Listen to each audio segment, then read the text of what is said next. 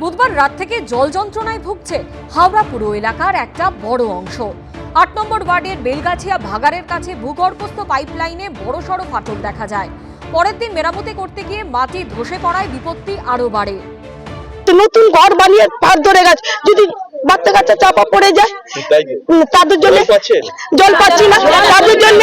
তাদের জন্য স্যার, আমি এইটার জন্যই আপনাদের কাছে দয়া চাইছি যে আমার মা বোনেদের সবার যেন সুবিধাটা যেন পেলে পারে, খুব ভালো হয়। বর্তমানে হাওড়া পুরসভার দায়িত্বে রয়েছে প্রশাসক মণ্ডলী।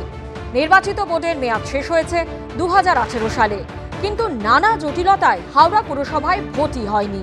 এই পরিস্থিতির জন্য তৃণমূল সরকারকেই দায়ী করেছে বিরোধীরা।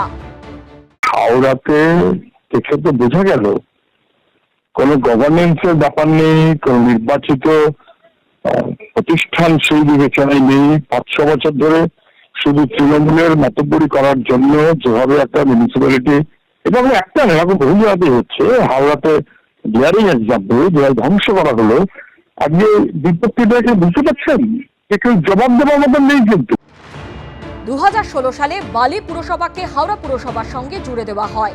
এরপর 2018 10ই ডিসেম্বর হাওড়া পুরসভায় তৃণমূল পরিচালিত বোর্ডের মেয়াদ শেষ হয়।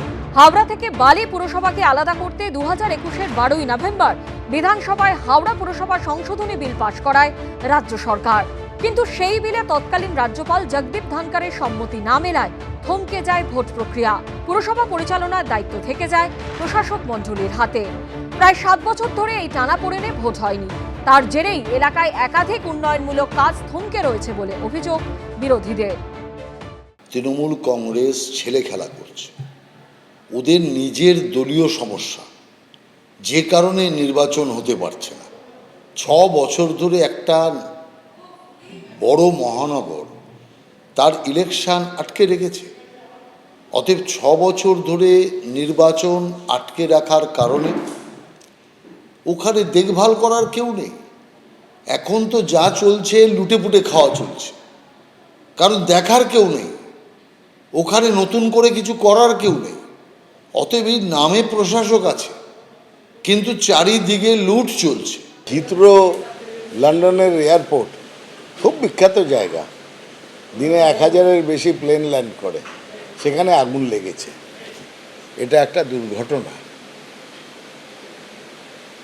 হাওড়ার ক্ষেত্রেও বিজেপি বলার আগে দুবার ভাবছে না যে মানুষের জীবন, মানুষের সমাজে এইরকম দুর্ঘটনা জড়িয়ে আছে।